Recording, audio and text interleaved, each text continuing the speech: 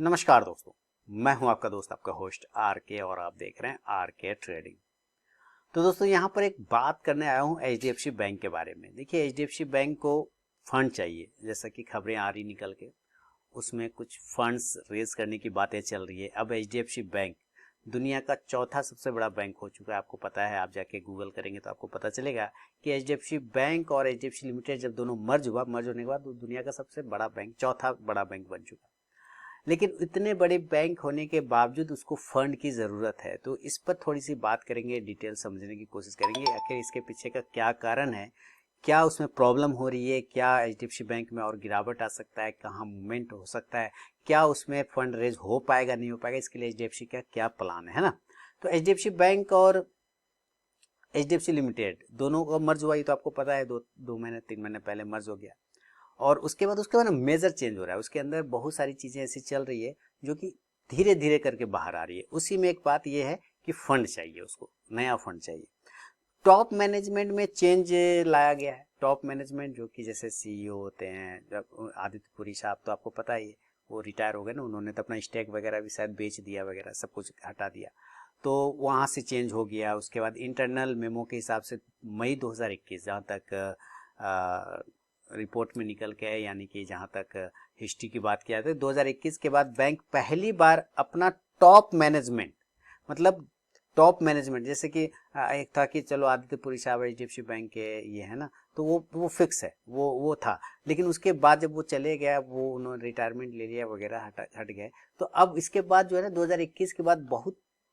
इस management level पर bank बहुत सफल कर रहा है, बहुत ही मतलब बहुत सारे पोर्टफोलियो को इधर उधर कर रहा है, बहुत सारी चीज़ों को आजमा रहा है। मतलब कहते हैं ना, जैसे अभी इंडिया का बैटिंग लाइनअप में 3 नंबर और 4 नंबर, 3 नंबर पे तो विराट कोहली फिक्स है, 4 नंबर पे बहुत लोगों को आजमाया गया, कभी केएल राहुल, कभी श्रेयस अय्यर है, कभी हार्दिक पांड्या, है ना। इसी तरह ओपनिंग में भी आजमाया गया, कभी रोहित शर्मा, ईशान किशन, कभी ईशान किशन, शुभमन गिल, कभी शुभमन गिल, रोहित शर्मा, कभी ईशान किशन और शिखर धवन, इस तरह बहुत को आजमाया गया, तब जाके हुआ। इस तरह के पोर्टफोलियो बहुत सारी चीज़ों, मतलब बहुत सारा चेंज कर रहा है और बहुत सारी चीज़ों को चेक कर रहा है अपने लेवल पर, टॉप लेवल पर, कि क्या ये ऐसा करने से बैंक में, बैंक के फंड में या बैंक के बिजनेस में कुछ चेंजेस आ सकते हैं क्या। इसके लिए क्या कर रहा है कि जहां डिपॉजिट, ध्यान रखिएगा, एचडीएफसी बैंक चूंकि अब दुनिया का चौथा बड़ा बैंक है, तो डिपॉजिट बढ़ रहा है। और आप देखते होंगे, आप लोग के मोबाइल पे मैसेज भी आता होगा, बहुत सारी ईमेल भी आते होंगे, और अगर एचडीएफसी बैंक में आपका अकाउंट है तो वहाँ पे भी आपको आता होगा कि आपका लोन प्री अप्रूव्ड है, आप चाहिए तो अपना लोन ले लीजिए, क्रेडिट कार्ड पे लोन ले लीजिए, एचडीएफसी ये प्रोवाइड कर रहा है, एचडीएफसी वो प्रोवाइड, और एचडीएफसी काफ़ी ज़्यादा लोन डिसबर्स भी कर रहा है, मतलब लोन काफ़ी ज़्यादा बांट भी रहा है। तो कैश डिपॉजिट भी बढ़ रहा है, लोन भी बढ़ रहा है, लेकिन उसके अपोजिट कासा रेशियो देखा जाए तो उसमें बहुत ज़्यादा फॉल है, उसमें काफ़ी ज़्यादा फॉल है, 780 बेसिस पॉइंट जो है उसमें गिरावट आया है कासा में। अब सीईओ जो है अभी वर्तमान में, उनका कहना है कि मर्जर के बाद जो है ना, हो सकता है कि बैड लोन, जो एचडीएफसी बैंक और एचडीएफसी लिमिटेड जो मर्ज हुआ है, तब जो एक बैड लोन है वो थोड़ा सा वर्स स्थिति में जा सकता है, यानी कि वो थोड़ा बढ़ सकता है बैड लोन। ठीक है, ये पॉइंट वाली बात है कि बैड लोन अब कहीं ना कहीं एचडीएफसी बैंक में बढ़ने की संभावना आ रही है, क्योंकि एचडीएफसी लिमिटेड जो कि होम फाइनेंसिंग कंपनी थी, उसके भी लोन अब इस पर आ गया है, तो इसके वजह से हो सकता है कि बैड लोन थोड़ा सा जो है आपको बढ़ता हुआ दिख जाए। इसलिए फंड, किसी भी शाखा को, किसी भी कंपनी को चलाने के लिए सबसे इंपॉर्टेंट होता है पैसा। पैसा नहीं रहेगा तो कहाँ से चलेगा। और इनका बैंक का काम क्या होता है कि लोन बांटता है, लोन से फिर ब्याज लेता है, ब्याज से ही आप अपना कैपिटल को इंक्रीज करते हैं ना। तो ये चीजें जो होता है, जब ये लोन बांट रहा है और डिसबर्स भी कर रहा है, लेकिन अगर लोन रिकवरी नहीं हो पाएगा तो बैड डेब्ट्स बढ़ जाएगा ऑटोमेटिक, है ना। फिर पैसा कहाँ से आएगा बैंक में, बैड डेब्ट्स बढ़ जाएगा। तो कंपनी ये सोच रही है कि चलो इस समस्या ये पहले गंभीर हो जाए, आगे जाके हम इसको अभी निपटा देते हैं। तो अभी निपटाने के क्या है कि भैया हमको और पैसा चाहिए, तो पैसा कहाँ से आएगा, तो जाहिर सी बात है फंड रेज करना पड़ेगा इसको। तो फंड रेज करने का क्या कि अप्रैल 2024 तक में कंपनी को 50,000 करोड़, जैसा कि डेटा में निकल के आ रहा है कि 50,000 करोड़ रुपए जो है रेज करना है, यानी कि 50,000 करोड़ रुपया आपको एचडीएफसी बैंक में चाहिए, ऐसा है अप्रैल 2024 तक में। और कैसे करेगा, तो कह रहा है कि हम बॉन्ड्स लेके आ जाएंगे। क्या करेंगे, बॉन्ड्स लेके आ जाएंगे, बॉन्ड्स को बेचेंगे और उसके एवज में 50,000 करोड़ रुपया हम इंक्रीज कर लेंगे। अब बैंक जो करता है कि इसको कहते हैं, आप समझिए एक तरह का, अगर मैं समझाऊं, बहुत सारे बॉन्ड लाने का तरीका होता है, बॉन्ड लाने का टाइप भी होते हैं, बहुत तरह का चीज, जैसे कि इसका एक होता है इसको part of additional tier 1 capital, इसी तरह से टीयर 2 कैपिटल बॉन्ड्स और लॉन्ग टर्म बॉन्ड्स, बहुत सारा तरह का बॉन्ड होता है। लॉन्ग टर्म बॉन्ड में आता है financing of infrastructure and affordable housing, यानी कि घर वाला जो होता है उसके जरिए वो लेके फंड जो है रेज करना चाहती है, ठीक है, तो वो भी प्राइवेट जरिए में, प्राइवेट प्लेसमेंट के जरिए। अब क्यों चाहिए, समस्या है कि पैसा, इतना चौथा बड़ा बैंक है तो पैसा चाहिए क्या, क्या प्रॉब्लम आ रही, चार्ट बता रहा था कि कुछ प्रॉब्लम है इंटरनल, इसलिए इसमें आपको इधर जब से मर्ज हुआ है ना, मर्ज होने के बाद मूवमेंट नहीं आया जिस तरह का आना चाहिए, जिस तरह की एनालिस्ट लोग लगा रहे थे कि भाई जब मर्ज हो जाएगा तो काफी ज्यादा भागेगा, लेकिन आप देखे होंगे चार्ट पर एक साइडवेज जोन में फंसा हुआ है या मूवमेंट आता है लेकिन फिर से वापस नीचे की तरफ में आ जाता है। तो आगे चाहिए क्यों, इसके पीछे का कारण वही था कि मर्जर के वजह से, अब ध्यान से सुनिए क्यों चाहिए फंड, मर्जर के वजह से जो है नेट इंटरेस्ट मार्जिन, यानी कि नीम से जिसको बोला जाता है, नेट इंटरेस्ट मार्जिन जो है इम्पैक्ट पड़ गया उस पर, ठीक है। रीजन क्या है, increase proportion of low interest yielding housing loan, housing loan जिस कदर से बांटा गया ना एचडीएफसी बैंक लिमिटेड, उस हिसाब से इनको वापस रिकवरी नहीं हो पाया हाउसिंग लोन में, ठीक है, ये प्रॉब्लम हो गया। जैसे ही नहीं हुआ रिकवरी तो पैसे तो निकल गए, पैसे वापस ही नहीं आ रहे, तो इसका मतलब क्या है कि बैंक पे क्या है, डेप्ट बढ़ता जाएगा, बैंक का एनपीए बढ़ता जाएगा, बैंक का जो है आपका बैड डेप्ट बढ़ता जाएगा, पैसा खत्म हो जाएगा, पैसा रहेगा नहीं तो ये फिर लोन दे नहीं पाएगा, लोन दे नहीं पाएगा तो कमाएगा कैसे बैंक। इसके बावजूद बैंक का अपना एक जो थिंक टैंक है, जिसको कहते हैं कि मैनेजमेंट थिंक टैंक, वो कॉन्फिडेंट है कि 18 मंथ मतलब 1.5 साल, 18 मंथ कहने का मतलब है 1.5 साल में वो अपने सारे चीजों को और सब चीज को मैनेज करके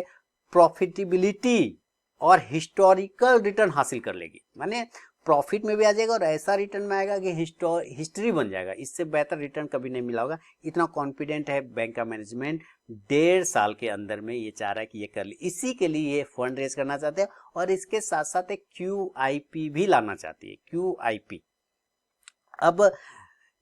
बॉन्ड आएगा QIP के जरिए लेके आएगा, तो कौन सा बॉन्ड लाना चाह रहा है, तो मैं आपको एक यहाँ पे इमेज डाल रहा हूं, आप देखेंगे कि HDFC जो है एक केमिकल सेक्टर का बॉन्ड लेके आना चाह रही है, इसके पूरे डिटेल आपको इसमें इमेज में दिख जाएगा, आप उसको पढ़ें, ठीक है। लेकिन इससे पहले HDFC लिमिटेड ने 2020 में 14,000 करोड़ का क्वालिफाइड इंस्टीट्यूशनल प्लेसमेंट, जिसको कि QIP बोलते हैं, वो लेकर आया था, लॉन्च किया था। फ्लोर प्राइस था 1500, शायद 1838 रुपया 94 पैसा, जिस फ्लोर प्राइस पे दिया गया था 1838 रुपया 94 पैसा पर इक्विटी शेयर। और अब जो है उस वक्त कितना, 2020 में कितना का लाया था, 14,000 करोड़ का, ठीक है। अब कितने का ला रहा है, 50,000 करोड़ का, यानी कि उससे 3 गुना से भी ज्यादा इसको फंड चाहिए।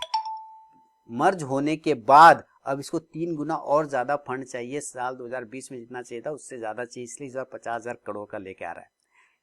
Qualified institutional placement, QIP। अब सवाल है कि QIP है क्या, दूसरा क्वेश्चन आएगा, QIP ला रही है लेकिन QIP है क्या, QIP क्या, जैसा कि पूरा नाम बताया क्वालिफाइड इंस्टीट्यूशनल प्लेसमेंट, या आप समझ सकते हैं ये एक तरह का ना एक widely used capital raising tool है, मतलब काफी ज्यादा कंपनी इसको यूज करती है, जो शेयर मार्केट में लिस्ट है वो कहते हैं अक्सर QIP ला रहे हैं, जैसे बीच में ये भी लेके आए थे, पतंजलि वाले भी लेके आए थे, QIP लाए थे ना, फ्लोर प्राइस आपको दिया गया था कि इतना का फ्लोर प्राइस पे हम देंगे,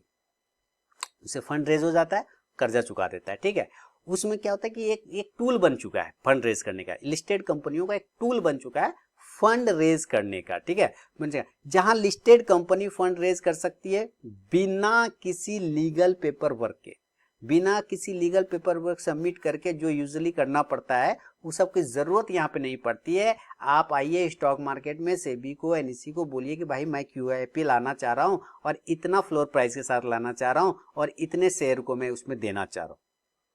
तो क्या होता है कि कहीं कोई पेपर वर्क नहीं जमा करना होता है लीगली, मतलब जितना लंबी प्रोसेस था उससे कम प्रोसेस में ये काम हो जाता है, ठीक है। अब सिर्फ, लेकिन क्या इसमें भी प्रॉब्लम क्या होता है यहाँ पर, एक छोटा सा। तो सेबी को समझ में आ गया कुछ दिन के बाद से कि भाई ये तो लोग ऐसे ऐसे लाते हैं, कोई पेपर भी वर्क भी ज्यादा नहीं करना पड़ता है। तो उसमें भी एक नियम उन्होंने लगाया कि भाई देखिए सारे लोग नहीं ला सकते QIP। यहाँ पे भी आपको समझना है, सारे लोग QIP नहीं लाएंगे, बल्कि सिर्फ qualified institutional buyers, QIB, qualified institutional buyers और एक्रेडिटेड इन्वेस्टर ही QIP के जरिए फंड रेज कर सकते हैं। बाकी ऐसा कोई भी एरा गैरा आएगा स्टॉक मार्केट के जरिए और कहेगा QIP लेके आते, तो नहीं भाई नहीं, इसका एक प्रोसेस उसने लगा दिया, थोड़ा सा अपने पास में कंट्रोल रखा। सवाल अब भी वहीं पर है कि फंड इसको चाहिए, क्या इसके अंदर में कुछ प्रॉब्लम है, क्या इसमें दिक्कत होती है, तो आखिर क्या मूड है मार्केट का HDFC बैंक के प्रति, क्या चल रहा है मार्केट में। अभी लेटेस्ट फाइनेंशियल रिजल्ट के बाद 47 एनालिस्ट, 47 एनालिस्ट, ध्यान दीजिएगा, अभी जो क्वार्टरली रिजल्ट फाइनेंशियल रिजल्ट आया उसके बाद 47 एनालिस्ट ने में से 44 ने अपना बाय रेटिंग मेंटेन किया है, वो किया है उसमें no doubt, buy rating maintain किया है, और 3 ने होल्ड रिकमेंड किया है। 3 ने कहा है कि बाय कर, 44 ने कहा है कि बाय करो, और 3 ने कहा है कि बाय कर रखे हो तो उसको होल्ड करो। बेचने की सलाह भी कोई नहीं दे रहा है, बेचने की सलाह कोई नहीं दे रहा है, यानी कि दुनिया का चौथा बड़ा बैंक है, चौथा बड़ा बैंक है। इस हिसाब से ये सारे लोग बुलिश है कि भारत में इसका ग्रोथ है, भारत में कंजम्पशन पावर ज्यादा है, पैसे की खपत ज्यादा है, यहाँ पे लोन मिलेगा ज्यादा, लोन ज्यादा डिस्बर्स कर रहा है, तो हो सकता है इसके रिटर्न भी इसको आगे जाके देखने को मिले। इसके अलावा एनालिस्ट का लोग का क्या कहना है कि अभी भी FPI यानी कि फॉरेन पोर्टफोलियो इन्वेस्टर जो है HDFC बैंक में 59% का स्टेक है, यानी कि 59% की हिस्सेदारी विदेशी लोग रखते हैं, किसमें, HDFC बैंक में, और 20% का और जगह है जो कि विदेशी इन्वेस्टर ले सकते हैं। तो टोटल मिला के हो जाएगा 79%। अगर वो कर लेता, अगर ये 20% फिल हो जाता है तो 79% जो है फॉरेन पोर्टफोलियो इन्वेस्टर का हिस्सा हो जाएगा। तो MSCI इंडेक्स में, MSCI इंडेक्स बहुत ही फेमस इंडेक्स है, इसका वेटेज डबल हो जाता है, सीधा डबल हो जाएगा, और जब डबल हो जाएगा तो इसका जो है स्ट्रेंथ बढ़ जाएगी। फिर से याद बता दूं यहां पर कि 59% FPI का हिस्सेदारी और 20% और जगह रखा गया है कि वो हिस्सेदारी बढ़ा सकते हैं, और जैसे ये बढ़ेगा MSCI इंडेक्स में इसका वेटेज डबल हो जाएगा। ठीक है, सितंबर में नोमुरा, अभी जो खत्म हुआ है सितंबर में, नोमुरा ने HDFC के रेटिंग को डाउनग्रेड किया, मतलब कि भाई जितना तुम बुलिश हो, जितने तुम्हारे पीछे रीजन लगे उतना कुछ हवा नहीं है, मतलब ऐसा कुछ भी नहीं, मैं तुमको डाउनग्रेड कर रहा हूँ, या फिर न्यूट्रल। अब रीजन क्या बोलता है, रीजन दे रहा है, ये क्या बता रहा है, रीजन कह रहा है कि तुम्हारा जो कंबाइंड एंटिटी का बुक वैल्यू है ना, वो तुम्हारे HDFC बैंक के स्टैंड अलोन बुक वैल्यू से कम है, इसलिए तुम्हारा रेटिंग हम डाउनग्रेड कर रहे हैं, यानी कि बुक वैल्यू को उसने डाउन कर दिया, कि दोनों मिला के जो बुक वैल्यू आ रहा है ना उसमें से सिर्फ HDFC बैंक का भी बुक वैल्यू कम हो गया, जिसके वजह से इसको डाउनग्रेड किया। किसने किया है, नोमुरा ने। इस कब किया है, सितंबर में। तो फंड रेज क्यों करना है HDFC बैंक को, रीजन निकल के आ रहा है कि इसके जो हाउसिंग लोन वाले हैं वो रिकवर नहीं हो पा रहा है, बैड डेब्ट जा सकता है, उस बैड डेब्ट्स को कवर करने के लिए और कंपनी प्रॉफिटेबिलिटी अपने आप को शो कर सके, आने वाले समय में, इसके लिए 50,000 करोड़ रुपए की जरूरत है, जो कि एक QIP के जरिए कंपनी रेज करना चाहती है। ठीक है, तो कंपनी में अगर इंटरनल बात किया जाए तो इंटरनल टॉप लेवल पे बहुत सारी चीजें ऐसी कर रही कंपनी, जो कि आपको अभी एक साइडवेज जोन में HDFC बैंक फंसा हुआ HDFC बैंक नजर आ सकता है। लेकिन अगर कंपनी के बातों पे ध्यान दिया जाए, ये कह रहा है कि 1.5 साल यानी कि 18 मंथ में हम प्रॉफिटेबिलिटी वाली कंपनी में आ जाएंगे, शो कर सकते हैं, और एक हिस्टोरिकल रिटर्न हम प्राप्त करके दिखाएंगे, ऐसा कंपनी का टॉप लेवल का मैनेजमेंट कहता है। तो भाई मैनेजमेंट जब कह रहा है तो अच्छा ही कह रहा होगा। साथ ही 47 एनालिस्ट में 44 ने अभी भी अपना बाय रेटिंग होल्ड कर रखा है, ये भी एक पॉजिटिव चीज है। 3 ने होल्ड करने के लिए बोला है, बेचने के लिए कोई नहीं कह रहा है। नोमुरा ने थोड़ा डाउनग्रेड किया है, लेकिन सिर्फ नोमुरा के कहने से कुछ नहीं होता है। HDFC बैंक अभी भी लीडर है मार्केट का, और इस पे आपको डीप के अंदर में बाय करना है। डीप मतलब थोड़ा सा, जैसे कि मान लेते करेंट भाव से 20% 10% नीचे आ जाए तो वहां पर एड करना चाहिए HDFC बैंक को, ऐसा मेरा मानना है। मैं पर्सनल कोई सलाह नहीं दे रहा, पर जो चल रहा है मार्केट में हवा में उसकी बात कर रहा हूँ। तो HDFC बैंक आने वाले समय में आपको 1.5 से 2 साल का नजरिया रखिए, उसके मैनेजमेंट के हिसाब से जो मैनेजमेंट बोल रहा है और उसके हिसाब से बिलीव करके आप उसमें SIP भी करना चाहें तो SIP भी कर सकते हैं, क्योंकि बैंक तो भाई अच्छा है, इसमें तो नो डाउट। उसके बिजनेस भी बहुत अच्छे हैं और लीडर है इंडिया में, और दोनों मर्ज होने के बाद तो और भी ताकत में